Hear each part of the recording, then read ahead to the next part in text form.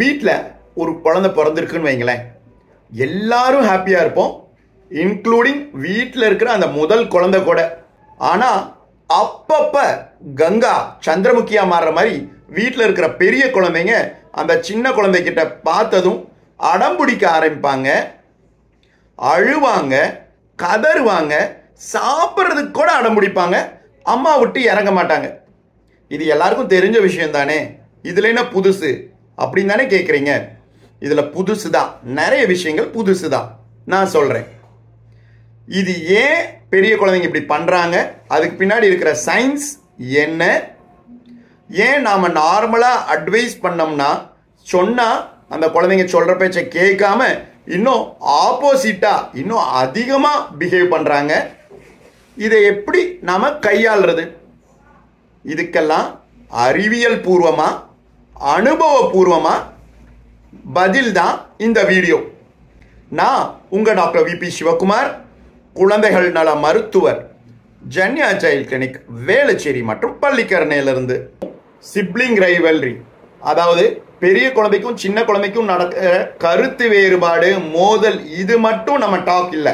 இதை எப்படி கையாளணும் அப்படிங்கிறத ஒரு ஹேண்ட்ஸ் ஆன் கைடா இந்த வீடியோ உங்களுக்கு ஹெல்ப் பண்ணும்.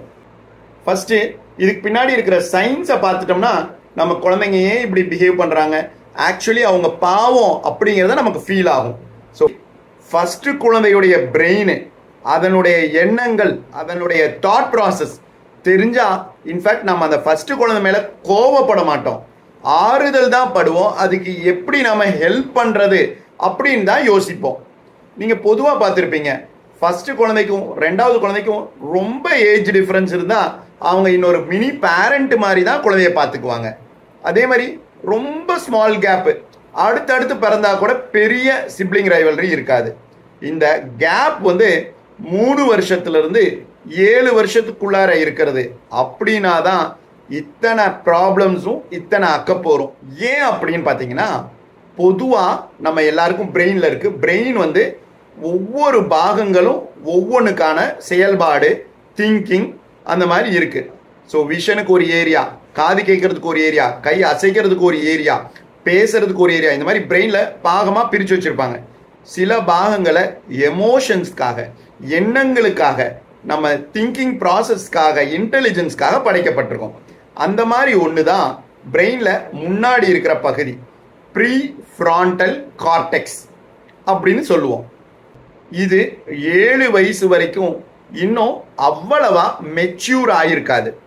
அதனால தான் நம்ம குழந்தைகளுடைய கேரக்டரை, ஹேபிட்டை மாற்றணும்னா இந்த 7-8 வயசுக்குள்ளார நம்மளால நல்லா மாற்றிட முடியும்.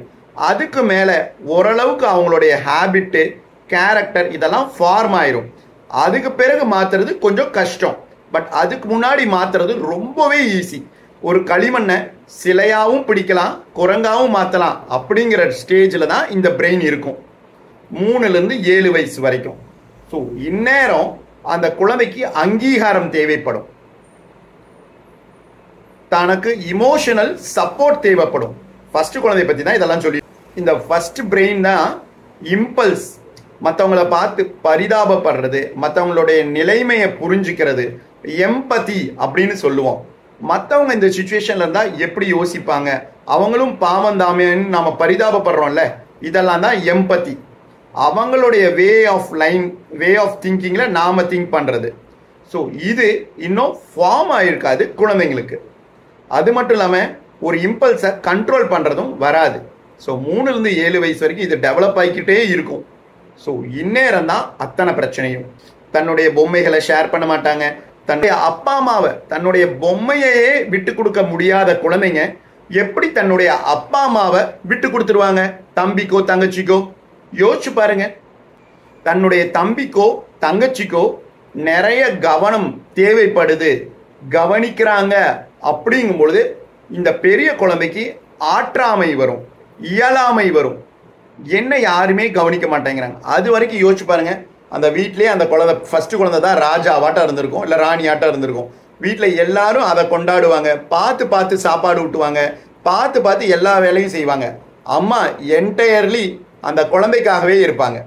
இப்போ 2வது குழந்தை பிறந்தும் பொழுது நம்மளுடைய பேரண்ட்ஸோட பாசம் குறையவே குறையாது. ஆனால் நாம் ஃபஸ்ட்டு குழந்தையோட நேச்சுரலாக செலவு பண்ணுற நேரம் கம்மியாயிரும். ஏன்னா இந்த பேபிக்கு நம்ம ஃபீட் பண்ணணும், இந்த பேபிக்கு நம்ம தொடச்சி விடணும், இந்த பேபிக்கு யூரின் டாய்லெட் போனால் அப்பப்போ கான்ஸ்டண்ட்டாக அட்டென்ஷனை நம்மளை அறியாமல் அந்த ரெண்டாவது குழந்தைக்கு கொடுத்துக்கிட்டே இருப்போம். இதுதான் ப்ராப்ளமே. ஃபஸ்ட்டு குழந்தை நான் ஏற்கனவே சொன்ன மாதிரி தன்னுடைய டாய்ஸே ஷேர் பண்ணாத குழந்தை தன்னுடைய அப்பா அம்மா தாங்கிட்ட செலவு பண்ணுற நேரத்தை, அப்பா அம்மாவுடைய பாசத்தை அதால் பங்கு போட முடியாமல் திணறுது. அந்த சின்ன பிரெயின் ஆக்சுவலி ரொம்ப கஷ்டப்படுது. ஒரு மினி பேனிக் அலாம் மாதிரி அவங்க பிரெயின் துடிக்கும். அவங்க அடம் பிடிக்கிறது இது பண்ணுறதெல்லாம் நமக்கு இரிட்டபிள் ஆகும். ஆனால் அதோட பிரெயின் எவ்வளோ கஷ்டப்படும்னு யோசிச்சு பாருங்க. அவங்க அந்த சின்ன குழந்தைய சம்டைம்ஸ் கிள்ளி வச்சுட்டு போயிடுவாங்க, கடிச்சிட்டு போயிடுவாங்க. எனக்கு தெரிஞ்ச ஒரு குழந்தை என்ன பண்ணுச்சு தெரியுங்களா, தோசை கரண்டி இருக்கு இல்லைங்களா, அதை சூடுபடுத்தி அந்த சின்ன குழந்தையோட காலில் இழுத்துருச்சு.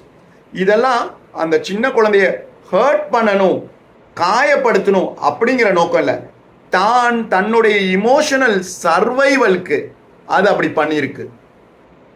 நம்ம ஃபர்ஸ்ட் குழந்தைய இப்போதான் நல்லா புரிஞ்சுக்கணும். எவ்வளோ தூரம் அந்த குழந்தை ஹர்ட் மற்ற குழந்தைகளை பண்ணுதோ, தன்னுடைய தம்பி தங்கச்சியை பண்ணுதோ, அதை விட பல மடங்கு அந்த குழந்தையுடைய பிரெயின் ஹர்ட் ஆயிருக்கும், காயப்பட்டிருக்கும் அப்படிங்கிறத நாம் உணரணும். இது போட்டியோ பொறாமையோ கிடையாது, இமோஷனல் இன்செக்யூரிட்டி. ஸோ நீங்கள் உங்கள் ஃபர்ஸ்ட் குழந்தை கூட you should rebuild your connection again. நீங்கள் ஃபர்ஸ்ட் குழந்தையோடைய டைம் செலவு பண்ணணும்.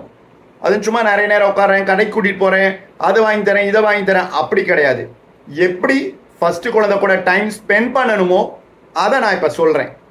ஃபர்ஸ்ட் இது ஞாபகம் வச்சுக்கணும், நான் 2 குழந்தைங்களையும் பேரண்ட்ஸ் நமக்குள்ளார சொல்லிக்குவோம், நம்ம 2 குழந்தைங்களையும் ஈக்குவலாக தான் ட்ரீட் பண்ணுறேன். என் 2 கண்ணுங்க மாதிரி தான் நீங்கள் 2 குழந்தைங்களும். திருப்பி அதை சொல்லிகிட்டே இருக்காதீங்க. 2 குழந்தைகளையும் ஈக்குவலாக ட்ரீட் பண்ணணும் அவசியம் கிடையாது. 2 குழந்தைங்களும் அவங்களுடைய இமோஷனல் நீடுக்கு ஏற்ற மாதிரி நீங்கள் ட்ரீட் பண்ணணும். You treat them fairly rather then equally. ஒரு குழந்தைக்கு நம்மளுடைய நீடு அதிகமாக தேவைப்படலாம், அப்போ அந்த குழந்தைக்கு அதிகமாக தான் நம்ம நேரம் செலவிடணும். ஒரு சில குழந்தைங்க நம்மளை கண்டுக்காம கூட மற்ற குழந்தைங்களோட விளையாடுறது, பீர் குரூப்போட விளையாடுறது, இந்த மாதிரிலாம் பண்ண ஆரம்பிச்சிருவாங்க. ஸோ யாருக்கு நம்மளுடைய தேவை அதிகமாக இருக்கோ இமோஷனலி, அவங்க கூட நிறைய நேரம் செலவு பண்ணுங்க. 2 பேருக்கும் ஈக்குவலாக உனக்கு 1/2 மணி நேரம் உனக்கு 1/2 மணி நேரம் அந்த கணக்கெல்லாம் கிடையாது. சரி, 2 குழந்தைங்க சண்டை போட்டுக்கிறாங்களா, அப்படியே விட்டுருங்க, கண்டுக்காம விட்டுருங்க. அவங்களா சண்டை போட்டுக்கிட்டும் சமாளிச்சுக்கிட்டும் அப்படின்னு கொஞ்சம் பெரிய குழந்தைங்க ஆனப்பறம் நம்ம சொல்லுவோம். அப்படி கிடையாது. அது அவங்களா சண்டை போட்டு அதை அம்மாடியே சமாளிச்சுக்கிறான்னு நினைக்கிறோம். வெளியில் அவுட் சைடு வேர்ல்டுக்கு அவங்க சமாதானமாகிற மாதிரி இருந்தாலும் உள்ள இன்டர்னல் ஸ்கார்ஸ் இருக்கும், ஆறாத தழும்பு இருக்கும். இது ஒன்று, நீ தான் பெருசாயிடுச்சுல பாப்பா, நீ அட்ஜஸ்ட் பண்ணி தானே ஆகணும். உனக்கு உன் வயசு என்ன அவன் வயசு என்ன, நீ தானே கொஞ்சம் விட்டு கொடுக்கணும். அவன் தான் புரியாமல் பண்ணானா உனக்கு புரியுது இல்லை, நீ தான் விட்டு கொடுத்துருக்கணும். உன்னுடைய டாய்ஸை கொஞ்சம் கொடுத்தா என்ன, உனக்கு தானே எல்லாமே புதுசாக வாங்கி தரோம், கொஞ்ச நேரம் விளையாடிட்டு தம்பி தந்துடுவான். இதெல்லாம் சொல்லாதீங்க, தயவு செஞ்சு சொல்லாதீங்க. பெரிய குழந்தை அட்ஜஸ்ட் பண்ணணும்னு நீங்கள் நினைக்காதீங்க. நீங்கள் வேணால் அட்ஜஸ்ட் பண்ணிப்போங்க, குழந்தைகளை அட்ஜஸ்ட் பண்ண சொல்லாதீங்க. குழந்தைக்கு அந்த சுச்சுவேஷன் புரியுமா? ஒன்றும் இல்லைங்க, நமக்கெல்லாம் 7 கழுத வயசாயிருச்சு. நமக்கு யாராக அட்வைஸ் பண்ணால் கூட நம்ம அதை டக்குனா ஏற்றுக்குவோம். நாம்பளா எக்ஸ்பீரியன்ஸ் பண்ணி நாம்பளா அனுபவிக்கிற வரைக்கும் அந்த அட்வைஸ் நமக்குள்ளார ஏறாது. நாம் ஒரு முடிவு பண்ணிட்டோம்னா அதுக்கு சாதகமாக யாராவது பேசினா அதை ஓகேன்றுவோம். அதை எதிர்த்து யாராவது பேசினா இல்லை அவங்களுக்கு தெரியாமல் பேசுகிறாங்க, இதுதான் நம்ம மைண்ட் ப்ராசஸ் இப்போ வரைக்குமே. அப்போ அது குழந்தை எப்படி அட்ஜஸ்ட் ஆகிக்கும், குழந்தை எப்படி நம்ம சொல்கிற அட்வைஸ் எல்லாம் புரிஞ்சுக்கும்? ஆமாவா?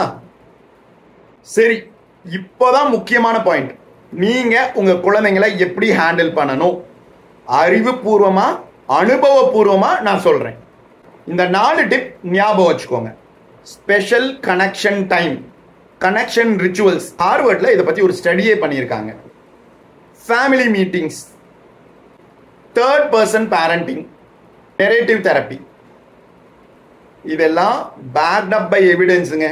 தினம் ஒரு 1/4 மணி நேரம் உங்கள் 2 குழந்தைங்களோடையும் செலவிடுங்க.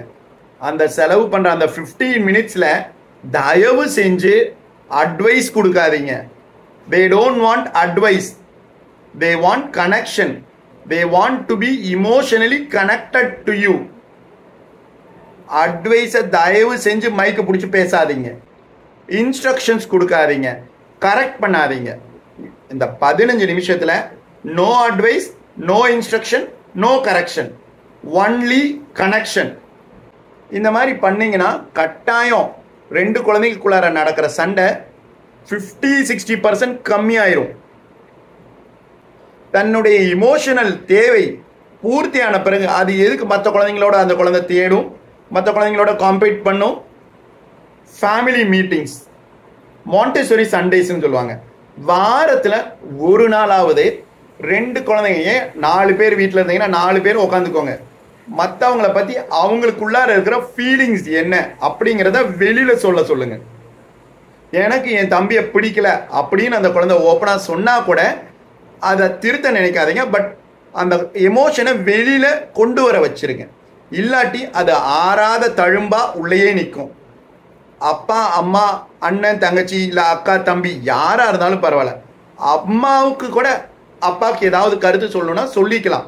ஒரு ஃபேமிலி டைம், ஃபேமிலி ரவுண்ட் டேபிள்னு வச்சுட்டு, எனக்கு நீங்கள் உங்கள் குழந்தையோட டைம் ஸ்பெண்ட் பண்ண மாட்டேங்கிறீங்க, வேலைனே போயிட்டுருக்கீங்க, உங்களுக்கு கிடைக்கிற டைம்லையும் நீங்கள் ஃப்ரெண்ட்ஸை மீட் பண்ண போகிறீங்க, இல்லை விளையாட போயிடுறீங்க அப்படின்னு அம்மா அப்பாவை பற்றி சொன்னாலும் சொல்லணும். ஏன்னு வைங்களேன், அவர் மாறுறாரோ இல்லையோ அம்மாவுக்கு அந்த மனசில் இருக்கிற பாரம் வெளியில் சொன்ன பிறகு ஆட்டோமேட்டிக்காக கம்மியாயிரும். ஸோ யாராக இருந்தாலும் நம்மளுடைய கவலைகளை, நம்ம மனசில் இருக்கிற எண்ணங்களை லெட் அவுட் பண்ணிட்டோம்னா அது நம்மளை போட்டு அழுத்தாது, மனசு பாரமாக இருக்காது. ஸோ இதனால கரெக்ஷன் நடக்குதோ இல்லையோ உங்கள் மனசில் இருக்கிற ஸ்ட்ரெஸ்ஸு கம்மியாகும். இதே தான் குழந்தைகளுக்கும் பொருந்தும். இல்லாட்டி அந்த சின்ன வயசுலேருந்து இதெல்லாம் எப்படி தெரியுங்களா, சின்ன வயசில் ஆறாத தழும்புகள்லாம் பெருசானாலும் ரிஃப்ளெக்ட் ஆகும். அதுக்கான தக்க சிச்சுவேஷன் வந்ததும் குழந்தைங்க பெரியவங்களானதும் பாசமே இல்லாத மாதிரி மாறிடுவாங்க. எதிரியை பார்க்குற மாதிரி, எதிர் துருவங்களை பார்க்குற மாதிரி மாறிடுவாங்க.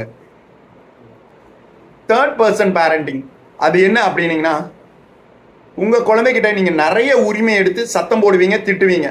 அதே இன்னொரு நெய்பரோட குழந்தையோ இல்லை இன்னொரு உங்கள் பாஸோட குழந்தைன்னு வைங்க, அந்த குழந்தை சேட்டை பண்ணால் நீங்கள் எப்படி ரியாக்ட் பண்ணுவீங்க? டேய் ஏன்டா இப்படி போட்ட, ஏன் இதை ஒழுங்காக பண்ண தெரியாதா இப்படி கேட்பீங்களா? கண்ணு இது ஒழுங்காக பண்ணலாம் இல்லை கண்ணு, இது அப்படி பண்ணக்கூடாது, அப்படி தானே நம்ம டோனை அப்படியே இறக்கி பேசுவோம். மற்ற குழந்தைங்க மேலேயே அவ்வளோ பாசத்தையும் பரிவாகவும் நம்ம பேசுகிறோம். ஏன்னா அந்த இடத்துல நம்ம ரெஸ்பாண்ட் பண்ணுறோம், இந்த இடத்துல நம்ம ரியாக்ட் பண்ணுறோம். ஸோ நம்ம பாஸோட குழந்தைங்க, நமக்கு வேண்டிய சொந்தக்காரங்களோட குழந்தைங்க, நம்ம இமேஜ் கெட்டு போயிடக்கூடாதுன்னு நம்ம எவ்வளோ கேர்ஃபுல்லாக வார்த்தைகளை உபயோகிக்கிறோமோ அதே மாதிரி தான் உங்கள் குழந்தைங்ககிட்டையும் நீங்கள் வார்த்தைகளை உபயோகிக்கணும். நெரேட்டிவ் தெரப்பினா என்ன சொல்லணும், ஃபஸ்ட்டு குழந்தைகிட்ட பொறுப்பெல்லாம் ஒப்படைச்சிற மாதிரி ஒரு கதையில் இமேஜினரி கேரக்டராக அந்த ஃபஸ்ட்டு குழந்தைய சூப்பர் ஹீரோ மாதிரி ட்ரீட் பண்ணி தன்னுடைய யங்கர் குழந்தைய காப்பாற்றுற மாதிரி, பாதுகாக்கிற மாதிரி நீங்களே ஒரு கதையை பில்டப் பண்ணணும். தினம் தூங்கும்பொழுது கூட சொல்லலாம், இல்லை வாரத்தில் 1 நாள் 2 நாள் கூட இந்த மாதிரி ஏதாவது ஒரு கதைகள் சொல்லலாம். அப்புறம் நாம் என்ன பண்ணணும்னா, அந்த சின்ன குழந்தை இருக்கு இல்லையா, அது ஒரு பக்கமாகவும் அப்பா அம்மா தாத்தா பாட்டி இந்த பெரிய குழந்தை இவங்கெல்லாம் ஒரு சைடாக இருக்கிற மாதிரியும் நம்ம குழந்தைக்கு சொல்லி புரிய வைக்கணும். ஸோ உன்னால் எல்லாமே நல்லா பண்ணிக்க முடியுது, நீ எங்களை மாதிரி நல்லா டெவலப் ஆகிட்ட. ஆனால் இந்த சின்ன குழந்தைக்கு பாரு, கக்கா போனால் கூட அதை சொல்ல தெரியல, யூரின் அப்படியே ட்ரெஸ்ஸில் போய் வைக்குது, அம்மாவுக்கு டென்ஷன் ஆகுது, அம்மாவுக்கு ரொம்ப வேலையாகுது, நீ எவ்வளோ நல்லா புரிஞ்சுக்கிற அப்படின்னு அந்த குழந்தையோடைய ஈகோவை பூஸ்ட் பண்ணணும். அப்போ என்ன பண்ணும், ஆட்டோமேட்டிக்காக டயப்பரை துடைக்கிறதுக்கு, யூரின் மோஷன் வாஷ் பண்ணுறதுக்கு, குழந்தைக்கு ஹெல்ப் பண்ணுறதுக்கு ஃபஸ்ட்டு பேபியோடைய எண்ணங்கள் வரும். ஆக்சுவலி ஃபஸ்ட்டு பேபிக்கு தான் செகண்ட் பேபியை ரொம்ப பிடிக்கும். இன்ஃபேக்ட் தான் கூட விளையாடுறதுக்கு அந்த வீட்டில் வர ஒரு நல்ல ஜீவனை குழந்தை தான் ஆதரிக்கும், குழந்தை அதுக்காக தான் ஏங்கி இருக்கும். ஆனால் நடுவில் ஒரு தாட் பிளாக் மாதிரி, இமோஷன் பிளாக் மாதிரி தன்னுடைய உரிமைகள் மீறப்படுகுதுங்கும் பொழுது தான் அதால் தாங்க முடியலை. ஃபஸ்ட்டு குழந்தைய நீ அடம்பிடிக்காதன்னு லேபிள் பண்ணாதீங்க. அப்புறம் இந்த சிப்ளிங் ரைவல்ரியை பற்றி வீட்டில் வர எல்லா சொந்தக்காரங்ககிட்டையும் பேசிகிட்டே இருக்காதீங்க. அதை ஞாபகம் வச்சுக்கணும். இல்லை எல்லாரும் நல்லா தான் இருக்கும், அந்த இவன் தான் சொன்ன பேச்சே கேட்காம கிள்ளி விட்டுறான், அப்பப்போ கடிச்சு வைக்கிறான், அப்படியே நல்லா விளையாடிக்கிட்டே இருப்பான், நம்ம கண்ணை சந்த நேரத்தில் ஏதாவது சேட்டை பண்ணிட்டு போயிடுறான். இப்படி நம்ம காமனாக வீட்டில் வர கெஸ்ட்டு சொந்தக்காரங்கிட்ட சொல்லுவோம் இல்லையா? தயவு செஞ்சு அதை குழந்தைங்க முன்னாடி சொல்லாதீங்க. குழந்தைங்க லேபிள் ஆயிக்குவாங்க. ஓ இப்படியெல்லாம் நம்ம பண்ணுறது தான் நம்மளுடைய கேரக்டர், நம்மளுடைய ஹேபிட் அப்படின்னு அவங்களா ஃபார்ம் பண்ணிக்குவாங்க. So never describe your child's character to any other person. ஞாபகம் வச்சுக்கோங்க. சில பெரிய குழந்தைங்க என்ன பண்ண தெரியுங்களா? சைலண்டாக மனசு சஃபர் ஆகும், ஆனால் அது அவங்களுக்கு சொல்ல தெரியாமல் அப்பப்போ வயிறு வலி வரும். அட்டென்ஷன் சீக்கிங்காக தேவையில்லாமல் தலைவலின்னு சொல்லும் குழந்தைங்க. என்ன ஏதுன்னு அதுங்களுக்கு தெரியல, அவங்க மனசு காயப்பட்டிருக்கும், ஆனால் உடல் காயம் மாதிரி நம்மக்கிட்ட சொல்லுவாங்க. சைலண்டாக சில நேரம் வித்ரா ஆகிக்கிறோம் குழந்தை. கத்தி ஆர்ப்பாட்டம் பண்ணுற பெரிய குழந்தைய கூட நம்மளால் மேனேஜ் பண்ணிக்க முடியும், ஏன்னா அவங்களுடைய இமோஷன்ஸை நமக்கு புரிய முடியும். ஆனால் சைலண்டாக தனக்குள்ளாரையே வச்சுக்கிட்டு எதிர்த்து பேசாமல் ரொம்ப அமைதியாக தனக்குள்ளாரையே உருகிட்டு இருக்கிற குழந்தைங்கள தான் நாம் இன்னும் அட்டென்ஷன் கொடுக்கணும். நல்லா ஞாபகம் வச்சுக்கோங்க.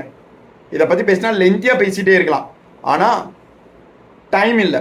ஸோ நம்ம என்ன பண்ணுறேன்னா ஒரே ஒரு பாட்டம் லைன், டேக் லைன், நீங்கள் உங்களுடைய ரெஸ்பான்ஸு, உங்களுடைய ரியாக்ஷன் தான் குழந்தையுடைய லைஃப் லாங் ஃப்யூச்சரை பாதிக்கும். ஞாபகம் வச்சுக்கோங்க. ஒவ்வொரு தரமும் நீங்கள் குழந்தைகிட்ட பண்ணுற எல்லா ஹேபிட்டும் கேரக்டரும் பன்மடங்கு மாறி குழந்தையுடைய கேரக்டரை டிஃபைன் பண்ணும். கர்மா இஸ் எ பூமெராங் பூமெராங் பூமெராங் அப்படின்னு எல்லாரும் சொன்னாலும் அதை விட மிக முக்கியம் நாம் வளர்த்துற பேரண்டிங். ஒவ்வொரு ஸ்டெப்பு, ஒவ்வொரு டிப் ஆஃப் பேரண்டிங்கும் உங்கள் குழந்தையுடைய ஃப்யூச்சரை தீர்மானிக்கும்.